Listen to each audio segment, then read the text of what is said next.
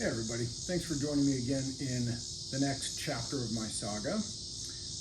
Today I thought I would share with you a problem that is not a new one for me, maybe new for you, which is something that I've decided is almost certainly detonation. And as usual, when I have a problem that I'm not entirely certain about, went ahead and I decided to hit up my father-in-law, who is a master mechanic of many years, now retired, but he cut his teeth on distributors and carburetors a long time ago. Some of these things that, a lot of people these days don't know anything about. And after I kind of explained to him the problem and the fact that, my valves were good last time I checked them, and I've, recently replaced points in condenser and all of these nice things, he said, well, do you have any play in your distributor shaft? I said, good question. Let's find out. So I went out and I checked, and well, you can see for yourself. All right, so I've spun things around such that my points are riding on top of a lobe here, and so you can kind of see where the gap is open on the points here. There goes my son. And so you can see I am able to put enough, there's enough play axially that it can change the gap on those points. And so with those results, clearly identifying the fact that yes, I do have play in my distributor shaft, I thought, all right, well, clearly I need to do something here. Fortunately, not only do I have an 009 distributor in the car, but I also had a couple spares laying around. And before anyone gives me a lot of grief about this, I understand that the last 3 digits of the distributor are not distinct enough. So specifically, we are talking about the and I don't know, it seems like people pay attention to this JF4 part, but the number of the Bosch distributor in this case being 0231178009. So yes, I have 3 of these, and as luck would have it, this one has a little bit of play in the shaft, not quite as much as the one in the car. This one's got no play. However, it's a little bit tight. It's not necessarily scratchy or anything else, but it's a little tight. And so I started looking into the process of, what would it take to rebuild distributor. Hey, I've got 3 of them. I should be able to make one of them work all right, right? And I started heading down this path, well, you're gonna, want to replace the shims and felt and all of these things. And as I researched further and further, of course, I was faced with, some of the sort of colorful theories and opinions on the 009 distributor. And, I've heard a lot of this stuff in the past, but none of it really ever, people have opinions about a lot of things. And so I've waited all this time to find somebody who actually says, well, here's a reason to not enjoy the 009 distributor. And as it turns out, I did finally find somebody saying what it was. And I hear like a flat spot. Okay, well, hey, I'll be honest, man, like I'm not at the level where I hear flat spots like, oh, well, I know exactly how that plays out, and that is something I need to avoid. I think for me, I've had cars in the past with 009 distributor. They went down the road just fine, and I was happy with them. So, this flat spot, is that really a big problem for me? But then I heard someone, or I read where someone wrote that here is a distributor that was a good design for an industrial engine that runs at the same RPM all day. I thought, oh, okay, well now you're kind of, that's something I can understand a little bit better, and well, maybe that's not the best. And so I started looking, and, okay, well, what about, going back to a vacuum advanced distributor? What would be the right thing to do there? as opposed to, you know, putting the time and effort and the money into rebuilding one of these. And then of course, you know, well, hey, you know, if you're going to rebuild a distributor, like you probably ought to, you know, put it on the Sun machine and have it make sure that your timing advance is correct on all these fun things. My goodness, you know, it's a lot of resource. But as it turns out, the previous owner of my car sent me with quite a few items, one of which is this distributor here that is proper for a 67 Type 3, which is a 0231 137017 vacuum advance distributor. No mechanical advance, just vacuum advance. And so I started looking into this distributor, and you know, you can go online and you can find, you know, all of the numbers of the associated parts to make sure that they're correct, make sure you got the right cap, the right condenser and points, and the right vacuum canister.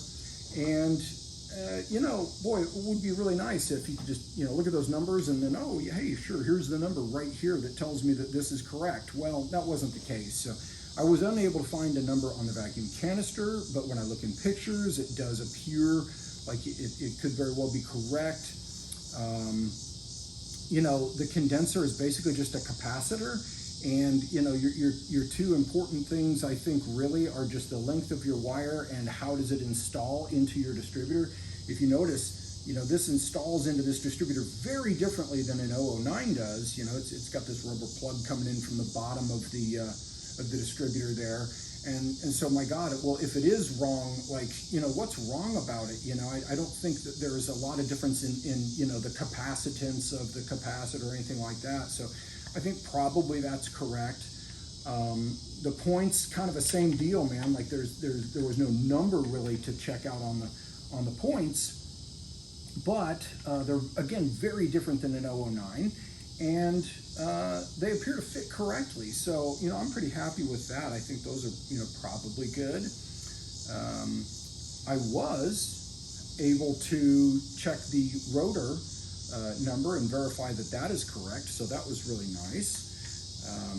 The cap, man, even though there are some things printed on the cap, I was unable to find any sort of reference to tell me that the cap is correct, but it does fit. And again, comparing to, you know, images on the internet of what the correct cap should look like, it kind of fits in with that, and well, it fits well on the distributor. So I'm thinking that, you know, previous owner probably found all the correct components for this, and maybe I can just slap this dude into my car and make it work. So, of course, the only other thing that I need to be thinking about is the fact that I currently do not have a vacuum connection, so I need to find some vacuum hose.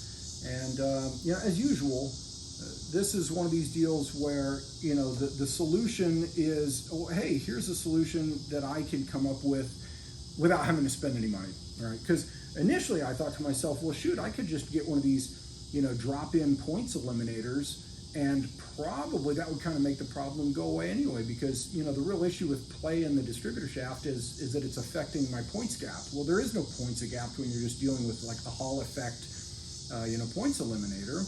And as long as your, you know, mechanical advance is still working, then, you know, you should be getting, you know, proper advance. So, you know, maybe that would be a solution, but that costs money. And it costs more money than I want to put into something like that, when, who knows, maybe, you know, ultimately the solution I want is something different than that, you know, drop-in points eliminator solution. So for now, I think what I'm going to do is I'm going to put this dude in and time it and see if it runs any better than one of these guys is currently. So let's do it.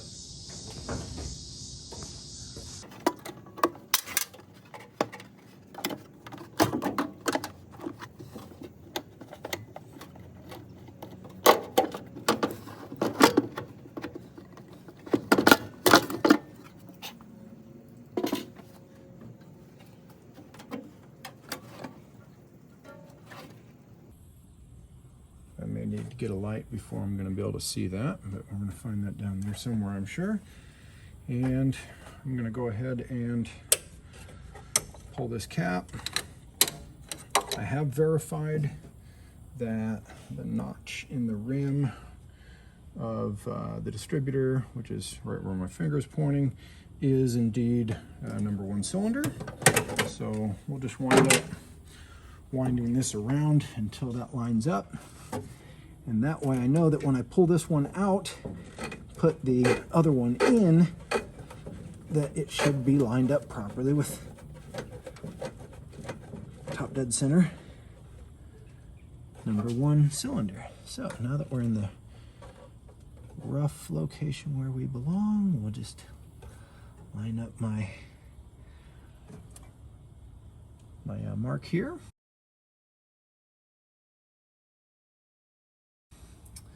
All right, let's get to it.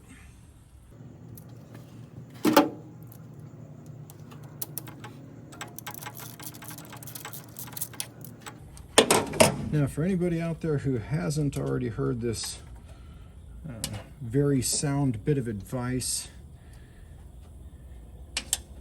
what would be ideal here is that I would just lift this dude out.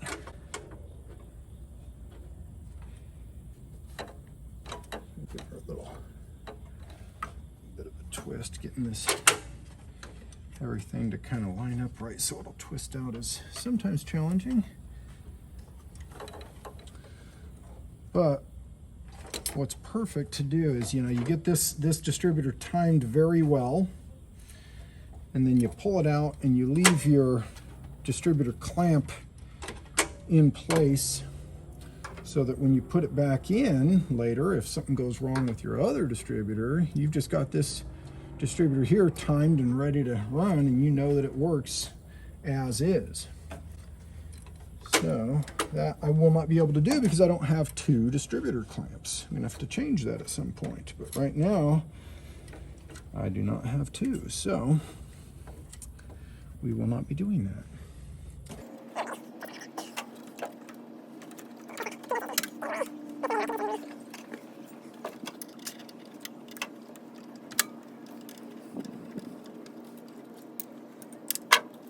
Sometimes things are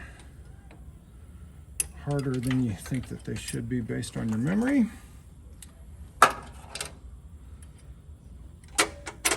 There we go. A lot easier once you get that condenser out of the way. Now, let's see if I can.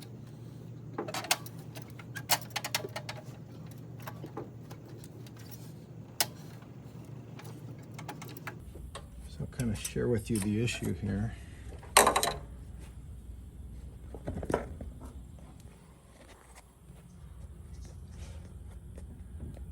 So I've got my clamp here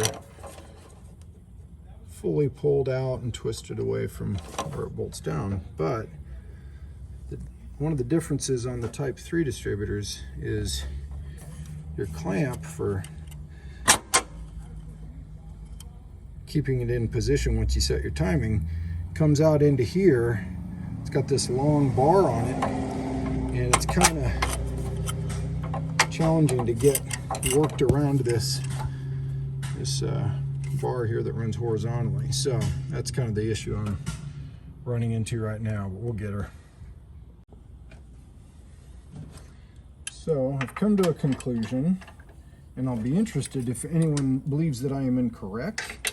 I would love to be proven wrong, but for me, what I'm seeing is that it's really not going to be an option to leave the distributor clamp tightened on the distributor shaft and be able to pull it out, because, well, at least with the fuel pump in place.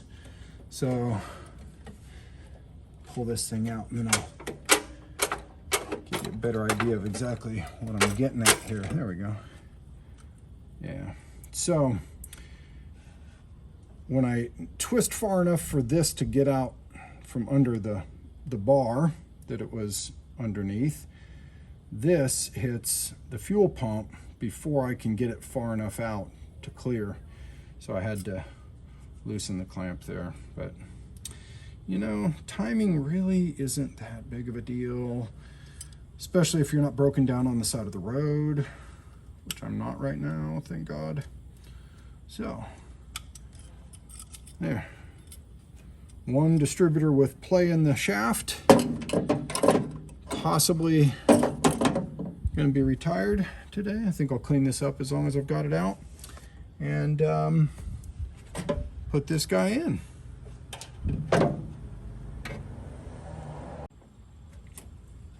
All right, and go ahead and get this guy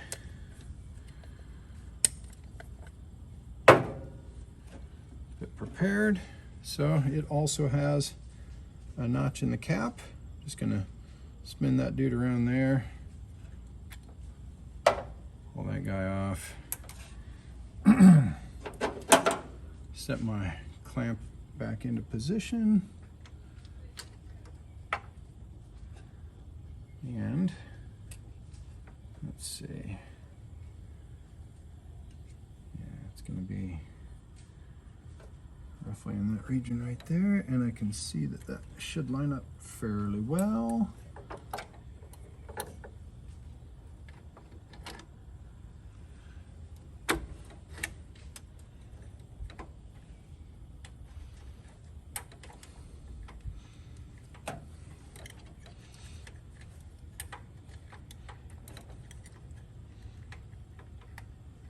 All right.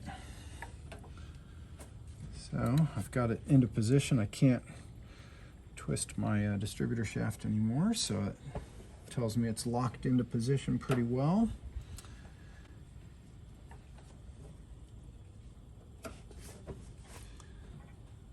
Now, I'm not going to crank down on this, but I'm just going to start tightening it.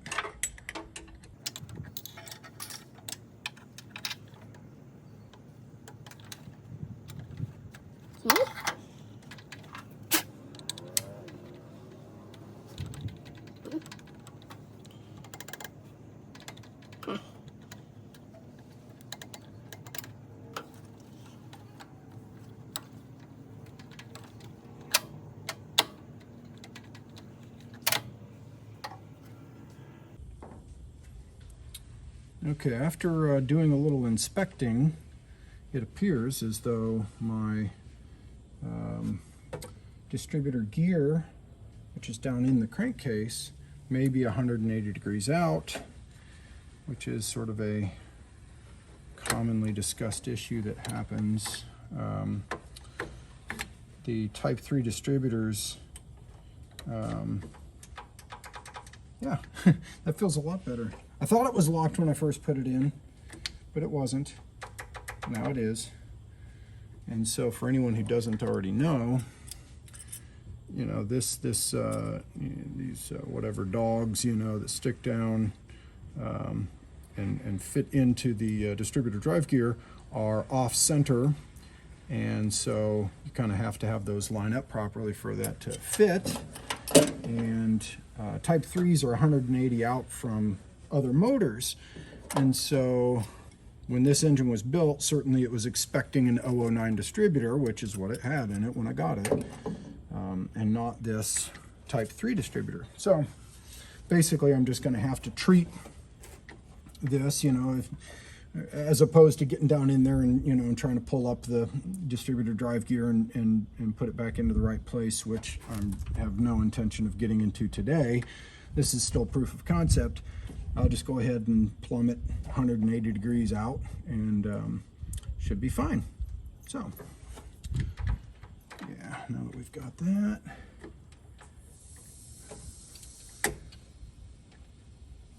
set this notch lined up for 180 out. Looks about right. So we'll go ahead and kind of tighten this down a bit. Not all the way, but a bit.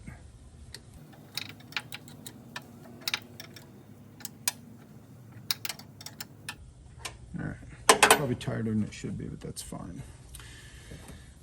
Okay, now a couple other things that I need to consider. So the wire on this capacitor is definitely shorter, and if I were to try to jump across my generator and go to the terminal on the coil where it belongs, really wouldn't make it. And I'd be stretching it to try to get it, even if I flipped my coil 180 degrees to put the terminal closer to the generator, I think I'd still be pushing it, even if I pushed the wire under the generator, which I could do that, and that might make it a little bit closer, but I think what I'm ultimately going to have to do to make this work is to move the distributor over to this side of the fan shroud, which it's meant to be able to do. I'll have to change up some of the other wiring a bit for that to work, but shouldn't be too much of a problem. So that's next.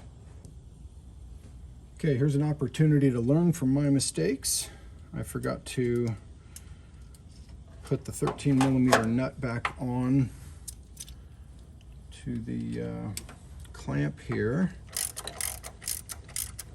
before putting the distributor into place.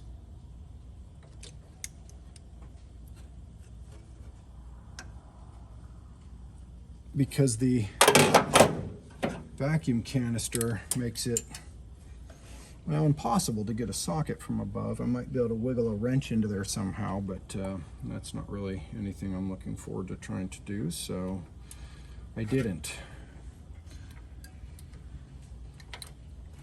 So now we will put this back down in here. And one of the clips for the distributor cap will come off when I do that, which is very helpful.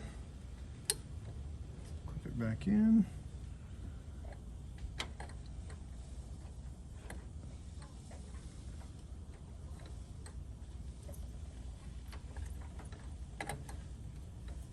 You know, maybe this thing will twist enough.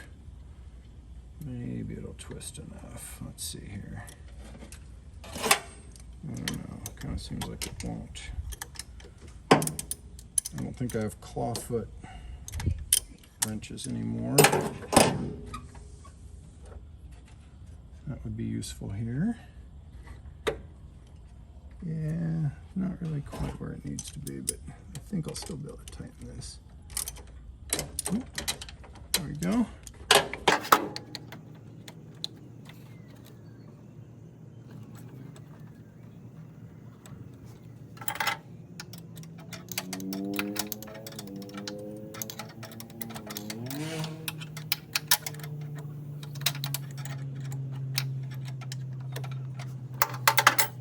And now I will almost certainly have to change which spark plug wires go to which spark plugs, being that we're 180 degrees out.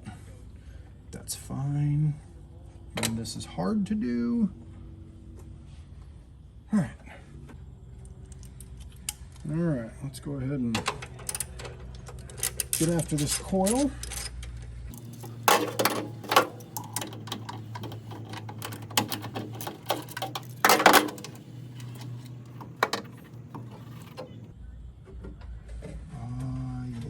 Okay, that will be an issue, won't it? I'm almost just thinking of extending this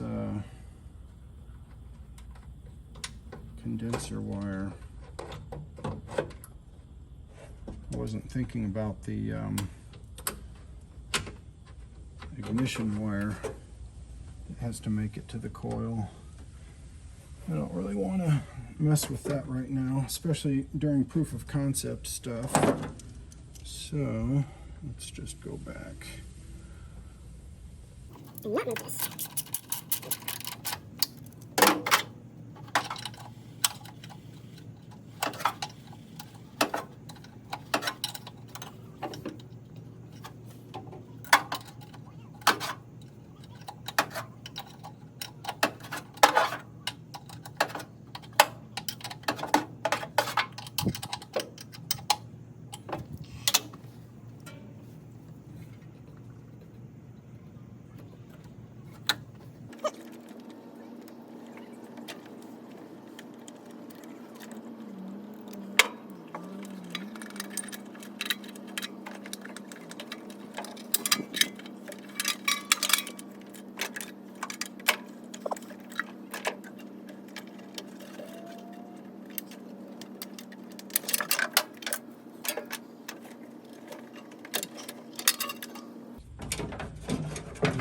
think I'm going to take this opportunity to clean these things up.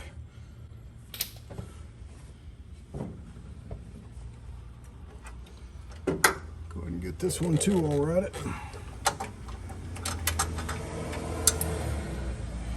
And maybe even wash my hands before putting it all back together. Wouldn't that be weird? All right, so we got a cap on the vacuum. Oh, and I hope I didn't just lose it. Where did you go, little cap? There it is, I see it. Oh, wow.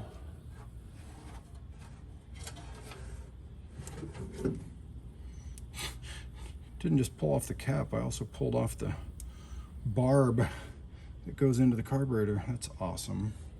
Now let's push that back in.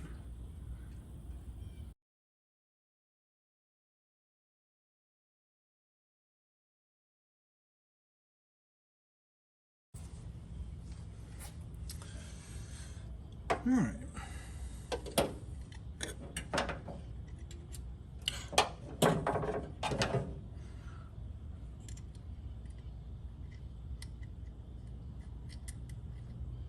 Clips don't like to stay in place very well. There we go. All right, so that's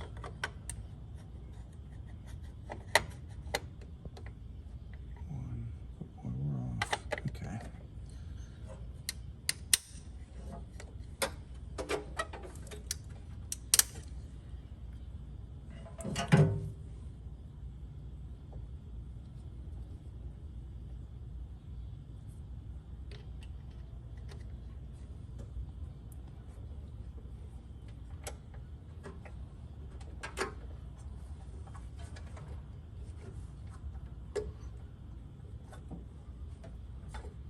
Plug wire is a little longer than it needs to be, but what do you do? There's your after cleaning. That's kind of nice. All right, so I'm just gonna hold them up. These two are basically the exact same length. These ones are slightly different.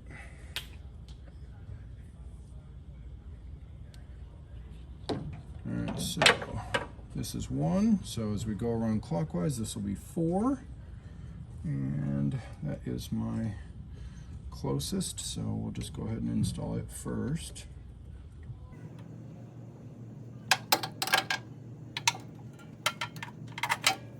So I can get my hands down in here.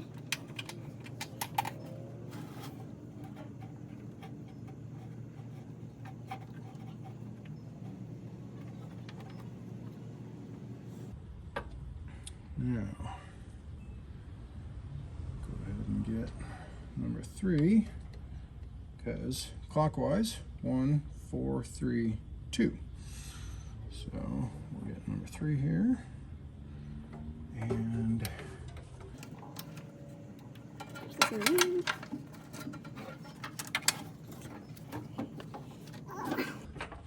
having big hands is, good for some things, including having, the occasional tasteless joke, comment, whatever made about anatomy. But when it comes to working in tight spaces, it's not as ideal.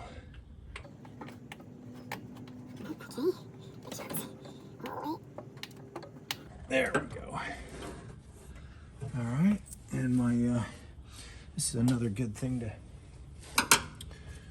make sure we're good, because like you're dealing with an air-cooled vehicle, and having holes in that system aren't great. So having these in good order, be soft and supple and in the proper position, is worth taking the extra time and effort to do. It means more air is getting where it needs to be. So, all right, that one is slightly longer, so it will be number 1.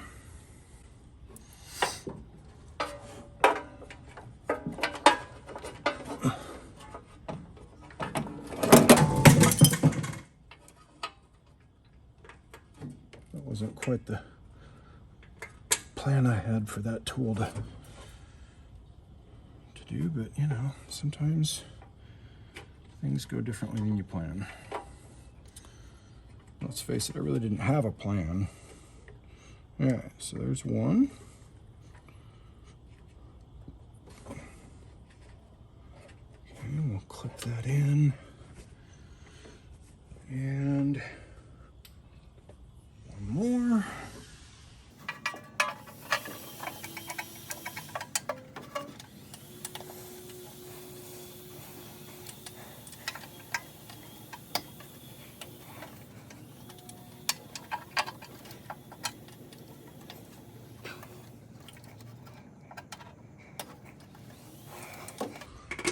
There we go. Shouldn't have been that hard, but yeah, somehow it was. All right. So I move that clip to over here, and then get this one.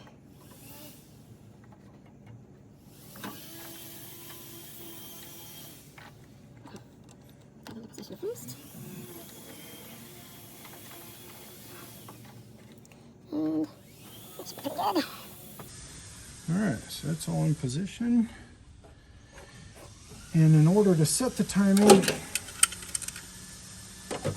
I'm going to cap the vacuum. And it's already capped on this end because I wasn't using vacuum before. So this should be in order to see if we can get it to start up and play nice. Yeah, I think everything's in order.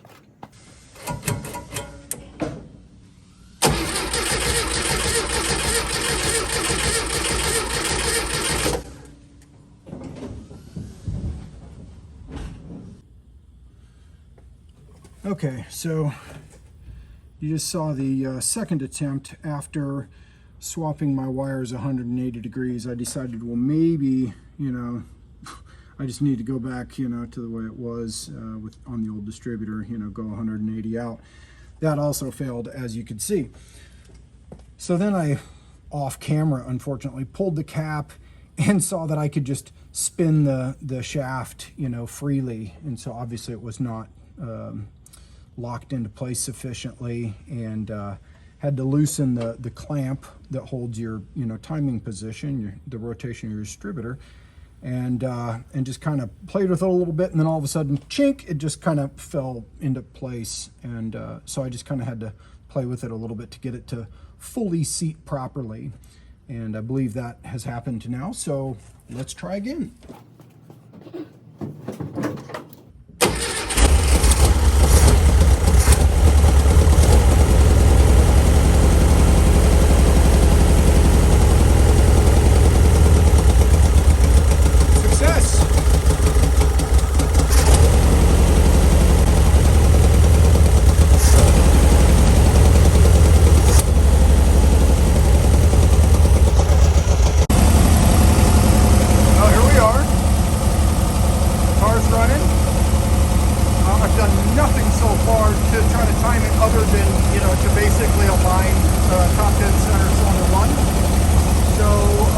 Particular distributor says to set it at 10 degrees before top dead center at 850 to 900 RPM or static. But if you're going to set it while it's running, you obviously want your vacuums blocked off, which I already have done. So now I'll hook it up and set the timer. Alright, so my carburetors being what they are, I got it synchronized at, you know, roughly 930, something like that. So we'll go ahead and set the timing at 10 degrees before top dead center.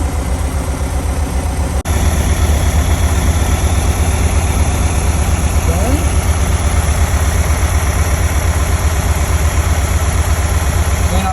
in the video, but that's on 10. All right, so now we're to that point where I'm adding in a piece that, well, I'd really rather not be adding in because it really doesn't go with the car. But boy, it kind of goes with, you know, this dude here, which is, you know, another one of those situations where it's something that I have in my garage that keeps me from having to go spend money somewhere to make this work. So that's what we're doing. So I've got the vacuum line hooked up to the side of the carburetor there. And now I'm gonna hook it up to the distributor. And then I'm gonna put this all back together and take it for a test drive, which I'm very excited about. Why not, right?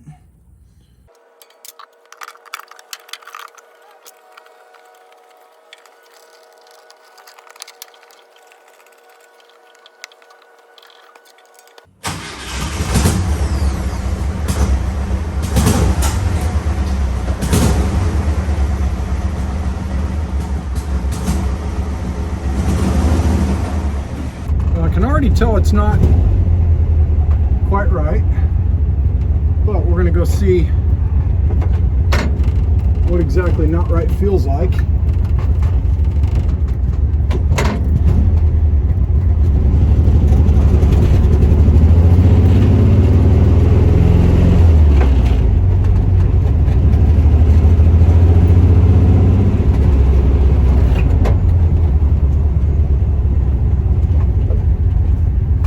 Go to my favorite nearby place to test.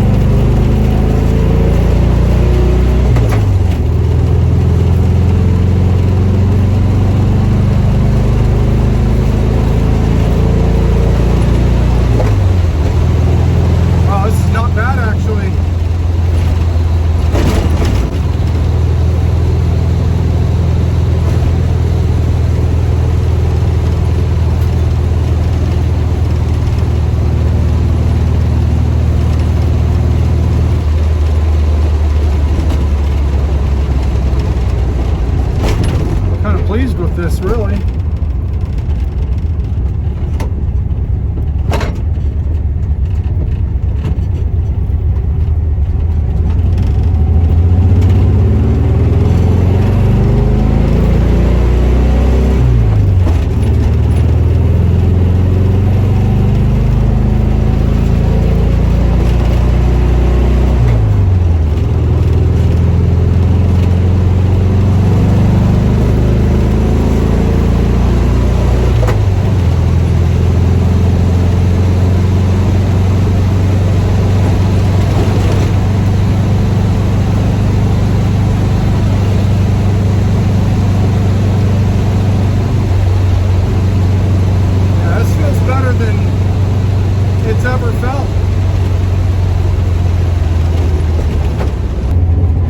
Doesn't sound quite right at idle, which is no huge surprise because the carbs are not right, but man, ignition wise I'm pretty happy.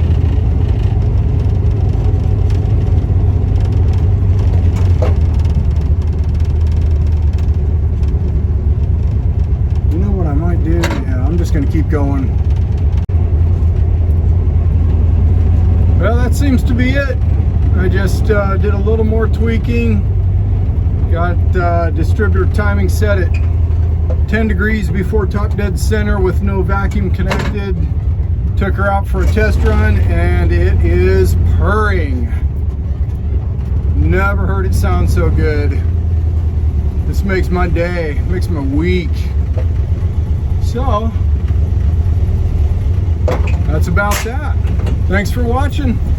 Till next time.